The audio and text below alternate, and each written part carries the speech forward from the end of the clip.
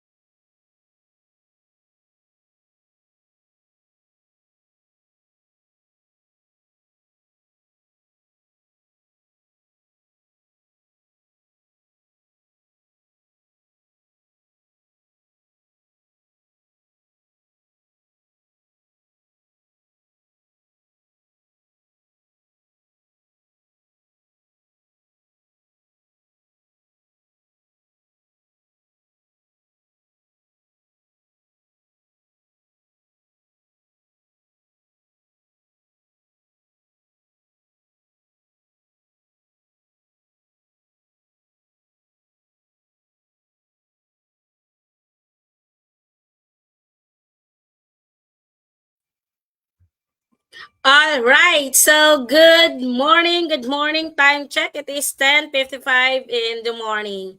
So ayan, wag na tayong magpatumpik-tumpik pa, future TLE Warriors. We will start our discussion right now. All right. So question number 1. Okay, this is the question. All right. Mag-discuss na tayo mga future TLE Warriors natin dyan. The financial record that tells you how much your business worth is that. Again, the question is, the financial record that tells you how much your business worth is that blank. A, cash flow report. B, income statement. C, cash report. Or letter D, balance statement. So teachers, what is the correct answer here? Is it Alpha, Beta, Charlie, or Delta? So teachers, if you know the answer, kindly comment in the comment section. So start na tayo. Ano bang tamang sagot? Madlang people.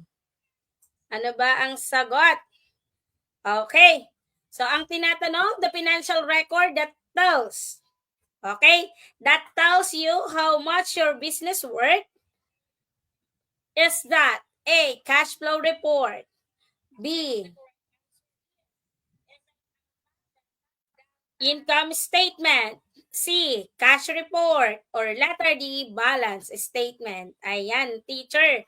Kumusta? Kumusta? Kumusta ang lahat? Ayan. Ano bang tamang sagot dito? Is it Alpha, Beta, Charlie, or Delta?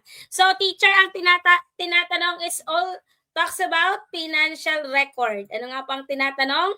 Financial record. Okay, the question is, the financial record that tells you how much your business worth is that. Is it A kaya, teachers?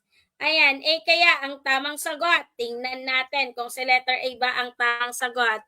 Are you A or B, C, and D? Okay, so ano ba ang tamang sagot dito, mga ka-warriors? Okay, so unahin natin si cash flow. Uunahin natin, teacher, sino nga po? Si cash flow. Pag sinabi natin cash flow, it is wrong answer. Why? Bakit mali si cash flow, teachers? Di ba pag sinabi natin, teachers, na cash flow, it show that the movement of cash in and cash out. Pwede tayong mag-in and mag-out. Okay? Cash in, cash out of the business over a period of time. Okay? Ibig sabihin, it tells you how will the business manage the cash, but it does not show the total worth of the business. Hindi niya pinapakita yung total worth of the business. Okay, ano nga ang tatandaan sa cash flow report? Okay, the movement of cash in and cash out of the business over a period of time. So, mali po si letter A. So, next na tatanggalin natin is cash report. Ano ba si cash report? Si cash report only show the amount of cash on hand or COD. O, pinapakita lang po dito yung amount of cash on hand, but it does not include yung mga assets, yung mga liabilities, and also the equity. So, hindi po siya tamang sagot si cash report. So, we have two choices. It is B and D. So, teachers, what is the correct answer? It is income statement or balance statement. Again, ang tinatanong is a financial record that tells how much your business worth is that. Is it balance sheet kaya or income statement? So, teachers, ano ang tamang sagot dito? Okay, so kung i-analyze natin ng maayos, ang tamang sagot, teachers, is the balance statement. And the income statement is wrong. Bakit mali si letter B? Okay. Bakit mali si letter B? Pag sinabing income statement, anong pinapakita niya? Yung mga profit. Ito yung mga profit. Pro. And also, yung mga loss. Okay, profit or loss of the business by what? By comparing a revenue and also the expenses. Okay, so it measures income statement po, they measure the performance, not the total value or worth of the business. Okay? So, mali po si income statement. Bakit tama si letter D, si balance statement? Si balance statement po, ito yung tinatawag natin minsan na balance sheet. Balance statement, minsan balance sheet. Balance sheet. Ibig sabihin po, si balance statement, ipinapakita niya po rito yung mga asset, yung mga liabilities, and also the owner equity of the business. Since ang tinatanong sa question is the financial record that tells how much your business worth is that? The answer is balance statement. Okay po? Why? Because since business worth is determined by asset minus liabilities, this record tells on how much the business is worth. So the answer is letter D. Next. It is cooking method that use dry heat and hot air to surround the moist food and cook it even on a side, all sides. Okay? The question is, it is a cooking method that use a dry heat and hot air to surround the food and cook and evenly on all sides. Okay, A, is it a braising? B, is that steaming? C, roasting? Or letter D, blanching? So teachers, aware ba kayo sa dry heat method tsaka moist heat method? Ang tinatanong teacher is the dry heat method, di ba? Ang tinatanong is dry heat method. Ginagamitan natin ng dry heat method. Si steaming po, hindi po siya tamang sagot. And then si blanching. Saan ba nakapaloob si steaming and blanching? Lahat po yan nasa moist heat method. Hindi po siya dry. Okay, ano nga si steaming, si blanching? Lahat yan nasa moist heat method. Ibig sabihin po niyan, teachers, bakit mali si steaming? It is used as what? Water vapor. Kinakailangan natin ng water vapor. Si steaming. Okay. Water vapor to cook food. So, ibig sabihin, it is the moist heat method. Hindi po siya align sa dry heat method. Kaya mali po si steaming. Kasi ang tinatanong pa lang sa question is dry heat method. What about si blanching? Si blanching naman, they involve what? Boiling. Diba? Briefly involved boiling food. Okay, yan si blanching. Ibig sabihin, nag-boil tayo in the food in the water and then cooling it quickly in the ice water. So, hindi pa rin po siya dry heat method. Okay? Hindi siya gumagamit ng hot air. Kaya mali si blanching. So, we have two.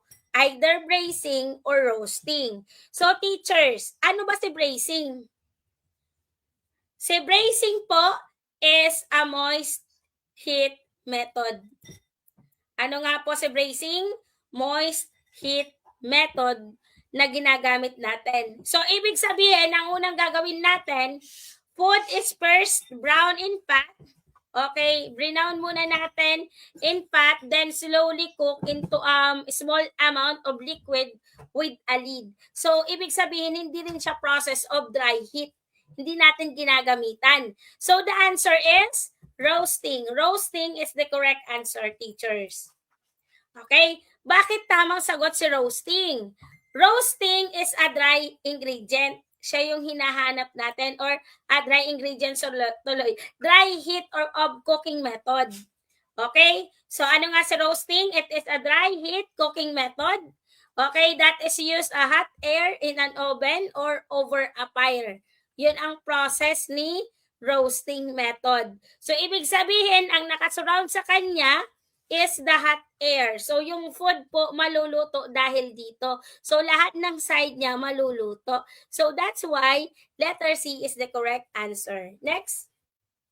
Ito.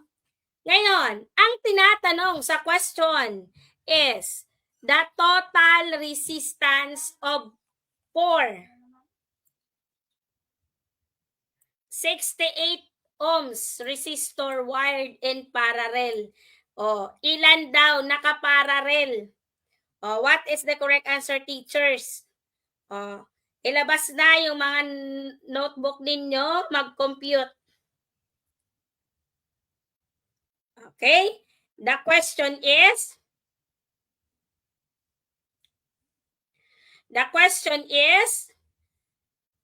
total resistance of 68 ohms resistor wired in a parallel is blank.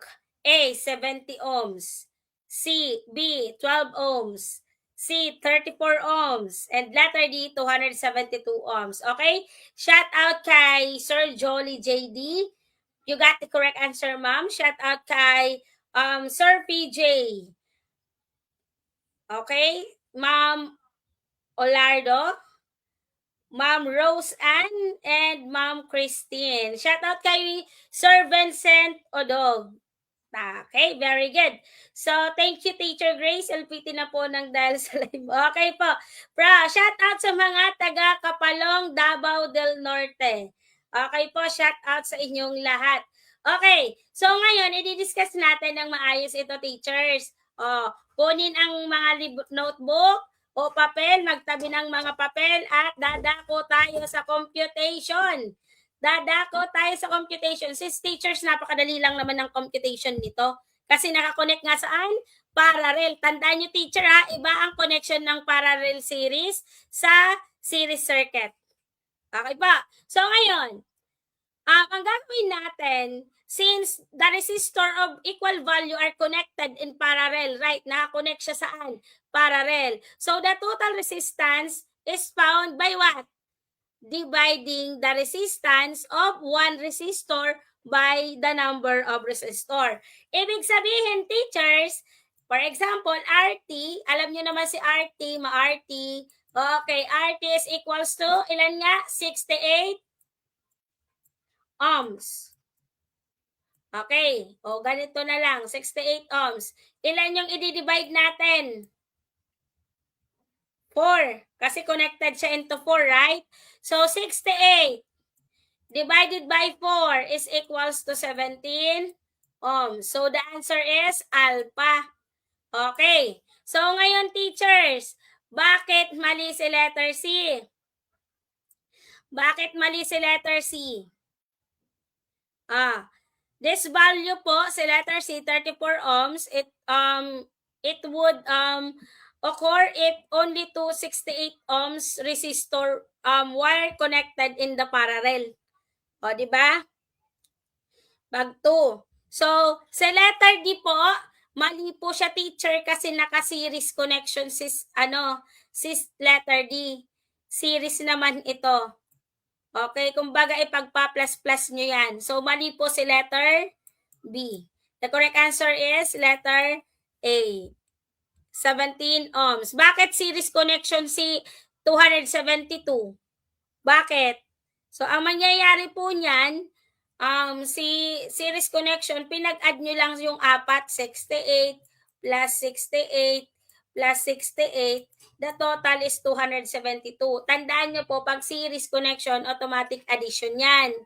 Pag parallel, division. Okay, so si letter C, kaya mali, magiging 32 yan kung ang niya is 2 lang. For example, 68 divided by 2, the answer is 34. Okay po ba? F4 ang so the answer is 17.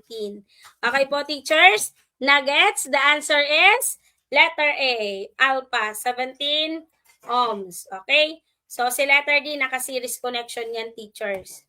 Next, which of the following is the herbal blend? Ang tinatanong is the herbal blend to relax, energize, soothe, and deodorize the feet.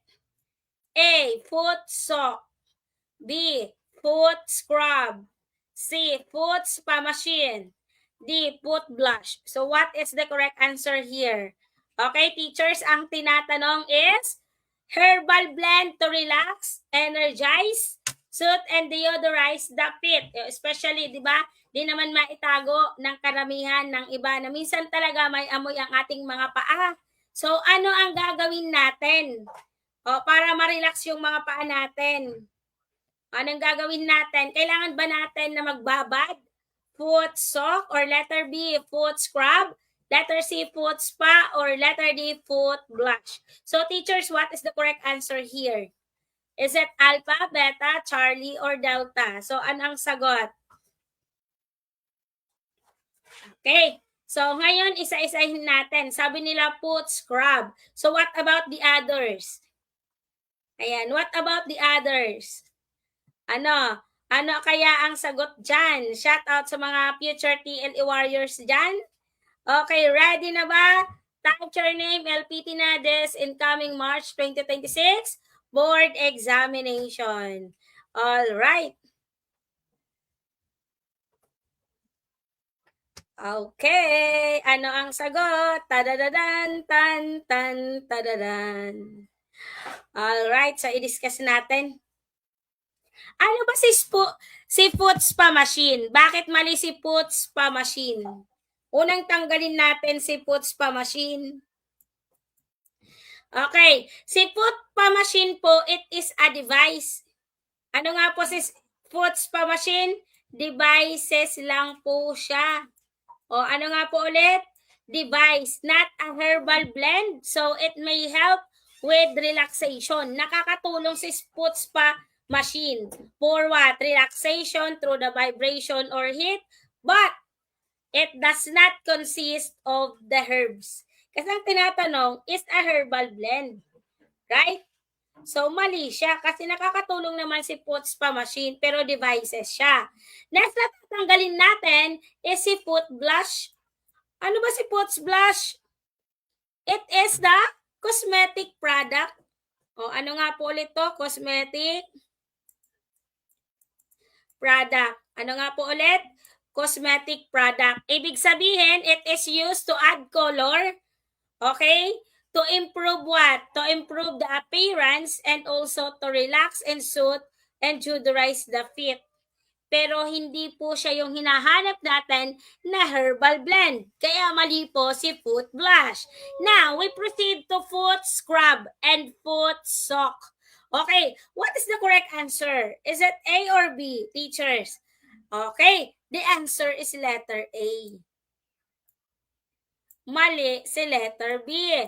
Ma'am Grace, bakit mali si foot scrub? Ano bang pagkaintindi niyo sa scrub? Teachers, ang tinatanong herbal blend to relax, energize, soothe, and deodorize the feet. Kahit in-scrub natin yung paa natin, kung talagang may amoy, mangangamoy. 'Di ba? So anong gagawin natin para matanggal yung amoy ng paa natin? O, di ba? Kasi kahit anong scrub mo yan, kuskus mo yan, kung hindi natin ma-prevent yung amoy ng paa natin, useless din, yung foot scrub. Di ba? So, anong foot scrub? It is used mainly for exfoliation. Ginagamit natin si foot scrub saan? Exfoliation. Okay, doon natin siya ginagamit. Ibig sabihin, mga ka-TLE warriors, tinatanggal lang ni foot scrub yung mga dead skin cells natin. Kaya 'di ba hindi masakit? Kasi dead skin na 'yon. Okay, and rough areas, but it does not main focus. Hindi po siya yung pinaka main focus for what? Relaxation or deodorizing through the herbal soaking. 'Di ba? So mali po si foot scrub kasi tinanggal lang niya yung mga dead skin natin. Next, foot sock.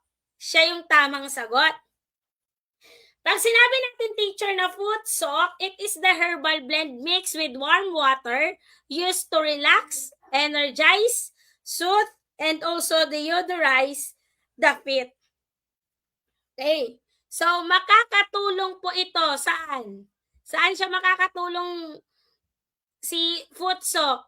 It helps to soften our skin, ma-reduce yung odor, and also to prepare our feet for further foot care treatment. So that's why si letter A is the correct answer. Alright. So next, Maria eats apple pie. Si Maria daw kumain ng apple pie. What's the meaning of a la mode? Ayan. Ano ba ang meaning ng a la mode? A, juice. B, rum. C, cake. D, ice cream. Ano ba ang ibig sabihin ng a la mode? Okay? So, ano ba? Ayan. Ano kaya ang kasagutan ng future TLE Warriors natin? What is the correct answer? What is the correct answer? Maria, it's apple pie. What is the meaning of a la mode? A, juice. B, rum. C, cake. D, ice cream. Okay? Ano ba ang tamang sagot? Shout out kay Ma'am Mary Joy Tamayo. Shout out kay Ma'am Giselle Casanova Hernandez. Kay Ma'am Jolie JD. Okay. What is the correct answer? Are you sure it is the K? Hola! Ano bang tamang sagot ng a la mode? What is the meaning of a la mode? Oh my God! Teachers, explain na natin isa-isa para hindi lugi ang panonood nyo dito sa live session ni Maestra Bicolana TLE Tambayan. Ayan, tadadadan, tan. The answer is ice cream. Okay. Ang meaning ng a la mode is ice cream. Okay? So, mali si juice, si rum, si cake. Okay, bakit mali si juice? Si a la mode, ibig sabihin niyan, hindi siya nagmi-mean for juice. Kasi si juice, it is for drink. Drink po si juice. It has no connection to the culinary terms with dessert like a pie. Hindi siya culinary term na natin na dessert like a pie. Kaya mali po si juice. Kasi nga po, si juice, it is a drink. Si rum naman, it is the alcoholic beverages. Ano nga po si rum? Alcoholic beverages naman si rum. Maliwanag. So, while dessert may include rum, a la mode does not referring to the alcohol. Hindi po si a la mode nagre-refer for the alcohol. So, ngayon, si cake. Yung iba sumagot, cake. Si cake, it is a type of dessert. Ang tinatanong is the meaning of a la mode. Ang a la mode, hindi niya pinaka-mean si cake. Okay? For example, apple pie, a la mode is still pie, not a cake. Okay, so in cooking terms, during dining terms po, si a la mode means served with ice cream. Okay, yan yung pinaka-term niya. Pag sinabing a la mode, it is served with ice cream. Therefore, ang apple pie is a la mode means apple pie topped with ice cream. May apple pie. Nasa top ng apple pie yung ice cream. Yun yung a la mode. Okay po. So, yun yung pinaka-dining term or cooking term pag sinabing a la mode. Okay po. So, the correct answer is letter D. Ibig sabihin, yung apple pie na kinain ni Maria, may ice cream sa ibabaw. Kumbaga sa kanta ni Kim Cho, ikaw ang ice cream sa ibabaw ng cupcake ko. Di ba kanta yan ni Kim Cho? Ikaw na ba si Mr. Right? Ikaw na ba ang love of my life? Ikaw na ba? Basta alam nyo na yon. Ikaw na ba ang ice cream sa ibabaw ng cupcake ko? Ganon. Basta, a la mode ang tawag doon. Okay, so dito sa pinag-uusapan natin, apple pie. It's not an cupcake. Okay, so next. A trainee who formed theories. For example, sa assessment to ha, a trainee who formed theories and concept by integrating his observation. A trainee who formed theories and concept by integrating his observation into what is known. He needs to know what the expert think. He needs to know what the expert think. A. Activist. B. Pragmatist. C. Reflector. D. Theorist. Again, a trainee who forms theories and concept by integrating his observation into what is known. Anong tawag sa estudyanteng yun? He needs to know what the expert think. Activist ba yung isang trainee? Yung trainee ba isang pragmatist? Yung trainee ba isang reflector or isang theorist? So teachers, what is the correct answer? Ano kaya ang sagot ng madlang people? I'll give you a few minutes to answer that one.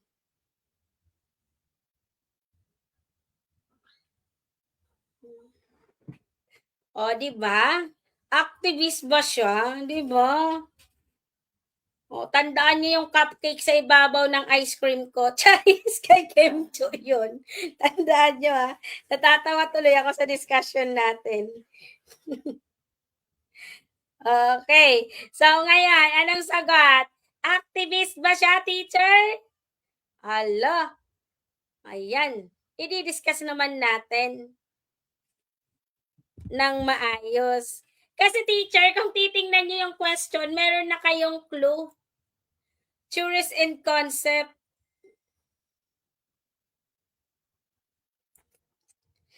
Okay, unang tatanggalin natin si activist.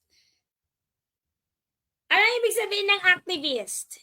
Activists learn best by doing and experiencing a new activities.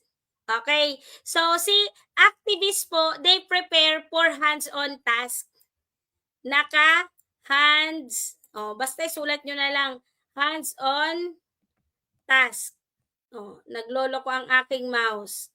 Okay? Si activists, they prepare hands-on tasks rather than forming a theories or studying expert opinion. So, mali po si activist. Si pragmatist naman, teachers, is wrong. Bakit? Si pragmatist, nakapokus po siya for the practical application. Ano nga po si pragmatist? Practical application. Okay, nakapokus po siya. Kung si activist, nakapokus on the hands-on task, si pragmatist naman, practical application, and they tries out ideas to see if they work. So they are more concerned with usefulness than building theories. So that's why letter B is wrong. So we have two. Ano ba siya? Reflector or theorist? Okay, teacher, the answer is D. Theorist. Nandun na, form of theory and concept by integrating his observation. Based on sa nakikita ng bata, na-observe niya sa expert, nagdi-discuss, makakabuo siya ng teorya. Diba? Sa reflector kasi, teachers, reflector learns by observing and thinking carefully about experience. Tinitink niya kung ano yung nakikita niya by its own experience. They like to look back and, kumbaga, pinagawa nyo sila sa masonry, pinagawa mo sila ng bangko. So, yung process, kung paano nila nagawa yung bangko, they analyze the event or the process, but they do not mainly focus on forming a formal theories or relying on an expert concept. Mali po si reflector. So, the answer is theorist. Bakit? Pag sinabi natin, teacher, na theorist, it learns by forming theories and concept by integrating the observation into existing knowledge. So, they prepare logical structure, yung mga models niya, and also the expert opinion by making what? By making the observation kung ano yung nakikita niya. So, theorist is the correct answer, not a reflector. Okay, next. You are preparing rellenong bangus, adbay. Tanghali na nga. Sarap nitong iulam. Imagine niyo na nagpe-prepare kayo O minsan sa board exam, kailangan nag-i-imagine kayo na kayo ang gumagawa minsan kasi minsan situational question ang ang tanong, di ba? You're preparing rellenong bangus which serve as a thickening agent. So, ano nagsiserve as a thickening agent pag gumagawa tayo ng bangus? A, is it egg? B, is it milk? C, creamer? Or letter D, butter? So, teacher, what is the correct answer?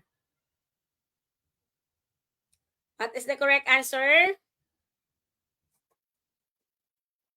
Okay, ano kaya ang tamang sagot dito?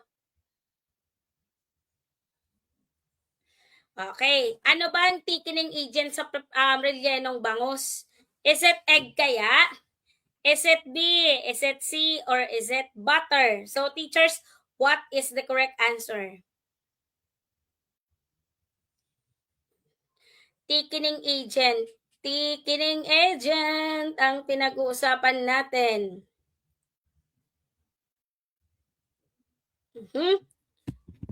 So, teachers, tadadadan, the answer is egg.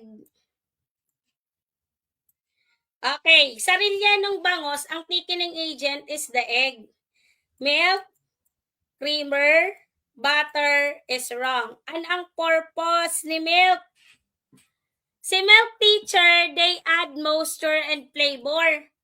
Nakakatulong lang ito para sa panlasa sa moisture niya. But it does not significantly thicken or the mixture of dish unless it combined with a starch or egg. O magiging thickening agent si milk pag nagkaroon ng combination between starch and what? Egg. So, hindi siya. Kasi nakakatulong lang si milk para magkaroon ng moisture and also the flavor sa rellenong bangus. Next, creamer. Si creamer po is mainly used to add creaminess and richness. Okay? Saan nga natin ginagamit si creamer? Ginagamit natin yan para makatulong saan? Creaminess and richness. So, it does not function as a thickening agent. Okay? Hindi rin siya function ng thickening agent. Ganon din si butter. Kasi si butter po, it adds fats and flavor. O nakakatulong sa taba, fats and flavor, but hindi siya thickening agent. The answer is egg. Ang egg po as a thickening agent and binding agent, pwedeng tawagin nating thickening agent and binding agent. O sa pagluluto po yan, si itlog. So, in rellenong bangus po, binibit muna natin yung egg to help bind the stuffing mixtures and thicken.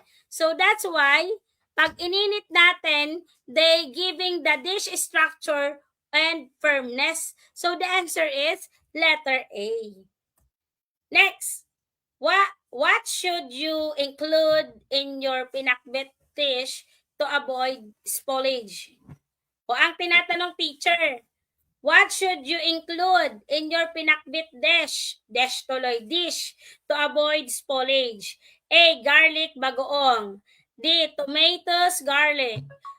C, tomatoes. D, sugar. What is the correct answer?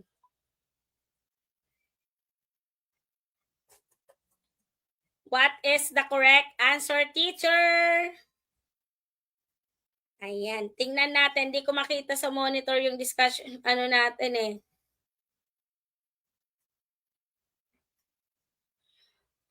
Alright, sana wala magkakamali dito, teacher, ha?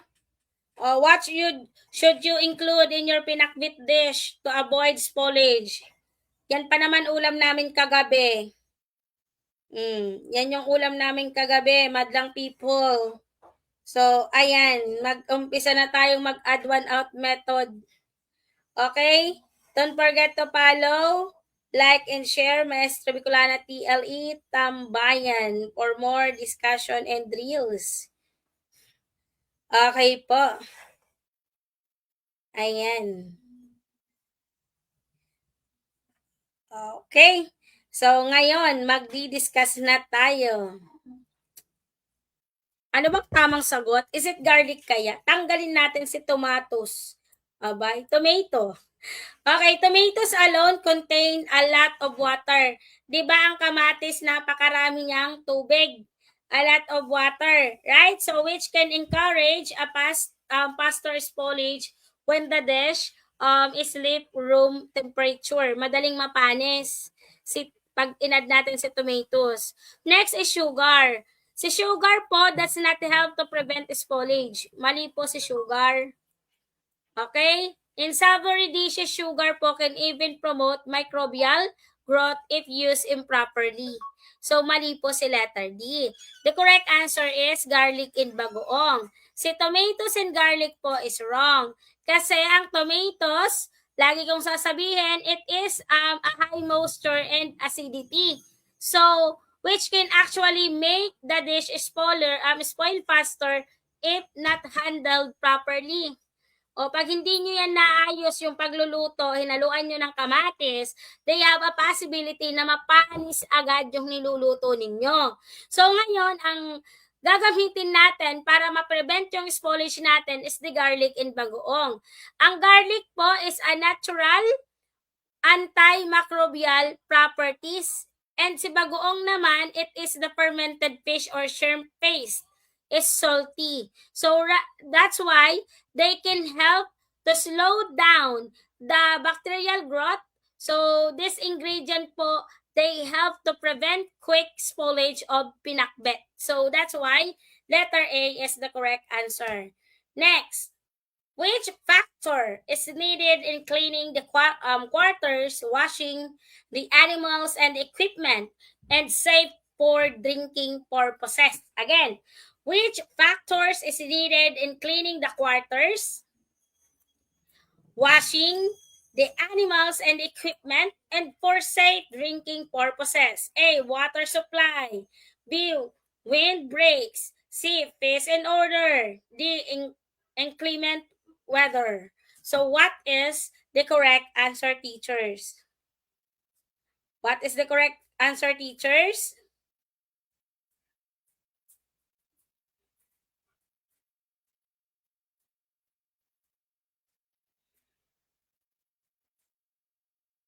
Okay, anong sagot?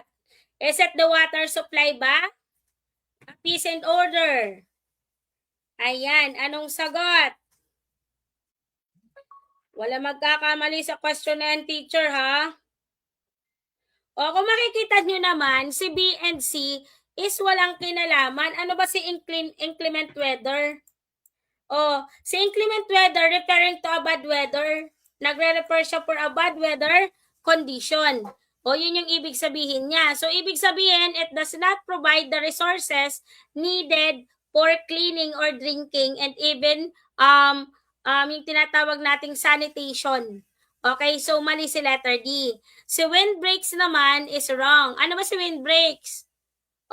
They protect animals from strong wind and cold.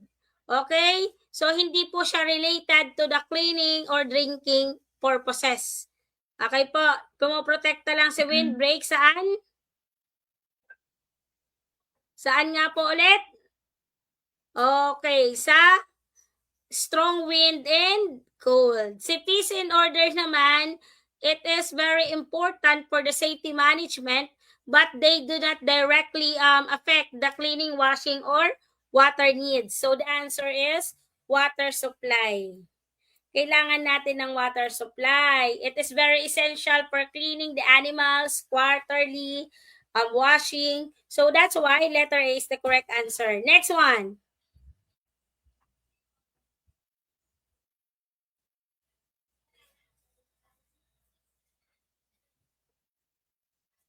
Okay, which type of switch is used when you want to control one lamp or a group of lamp into different location? A. 1-4-way. B. Duplex switch. C. 2 single. D. 2 3-way. So what is the correct answer, teacher? The question is, which type of switch is used when you want to control one lamp or group of lamps into different location? A. 1-4-way. B, duplex switch. C, two single. D, two three-way. So teachers, what is the correct answer?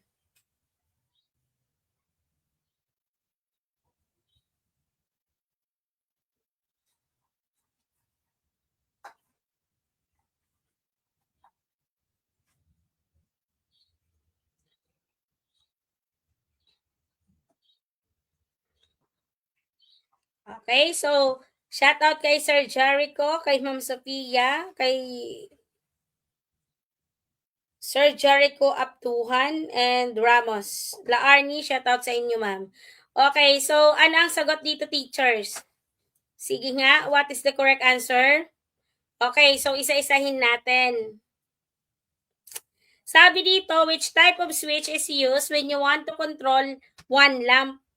Okay, one lamp or a group lamps in two different location. Okay, so i-discuss natin ng maayos yan. One four-way switch is wrong. Letter A is not correct. Why? Because pag sinabi nating four-way switch is only used in between two three-way, one-way. Okay, ginagamit natin ito into two three-way switch. Doon natin ginagamit si one four-way.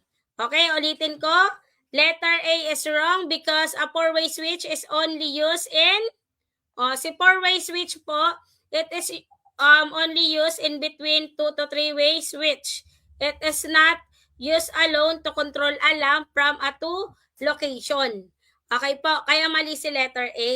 So ngayon, si duplex naman is wrong. Si duplex po kasi teachers, mali siya.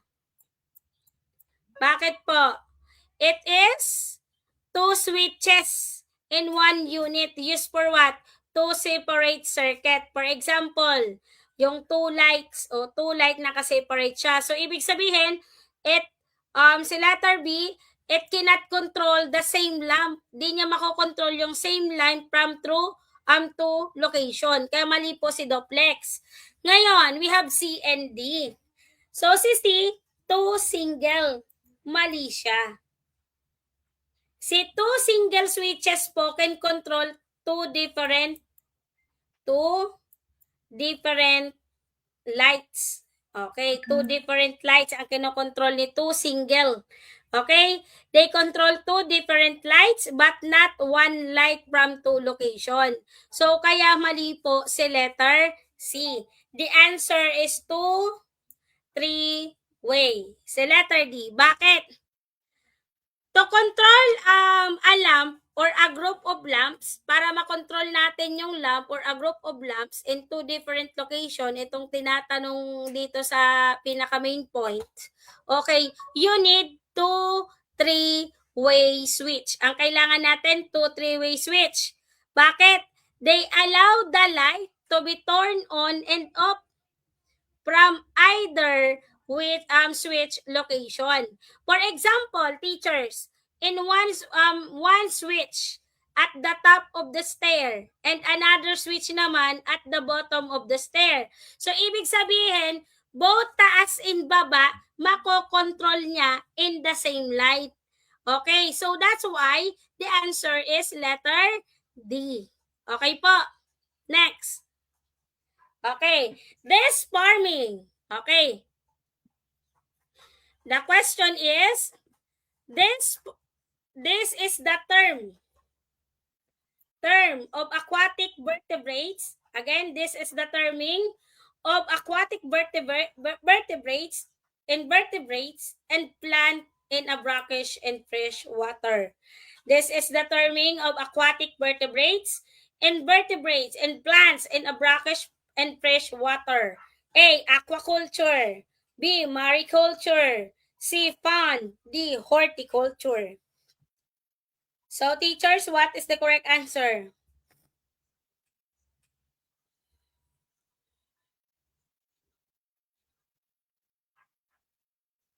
Teacher, what is the correct answer?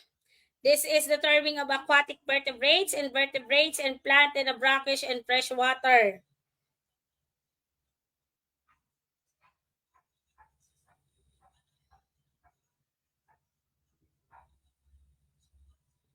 Okay.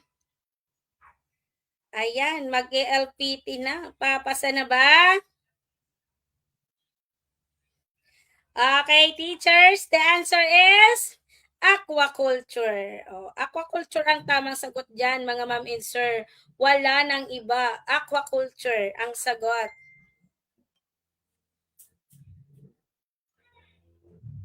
Okay.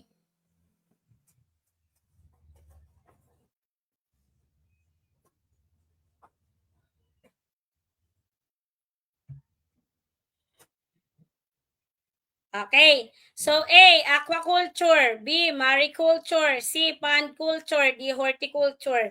So what is the correct answer here? The answer is aquaculture. So ang aquaculture, di ba, it is the term or aquatic organism, di ba, na kung saan nandun yung fish, yung mga shrimp, mollusks, and other aquatic plant in a freshwater or brackish water environment. Mariculture is wrong. Okay, mariculture, it is a cultivation of marine organism. Marine organism, si mariculture. Okay? So, usually si mariculture, ginagamit lang natin yan sa seawater. So, si pond culture naman, it is the method of aqua culture when aquatic organism are raised in pond. Horticulture is wrong. Kasi pag sinabi nating horticulture, it is the cultivation of plants. Okay, plants. Especially po yung mga fruits and also the ornamental plants. Okay? Pasok po yan saan? Sa horticulture. So, sa aquaculture naman, mga aquatic vertebrates and vertebrates, the answer is letter A. Next. Okay, so teachers, that's all. Okay.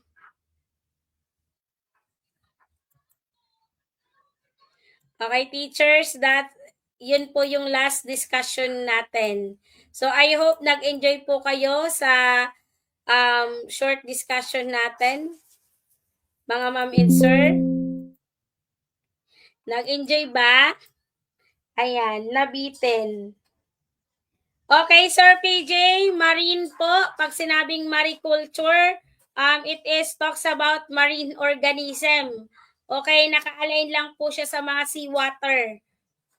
Yung mga marine doon. Okay, I hope this short discussion drills in our NTLE majorship, so nakatulong sa inyo, right? Sa mga pa-pre-live natin. So di kasi ko makapag-focus it because may discussion po kami sa mga nag-avail every po. So kaya hindi ako nakakapag-live. Pag may time lang doon, nakapokus po kasi ko sa kanila. Lalo na malapit na ang board examination. Okay po?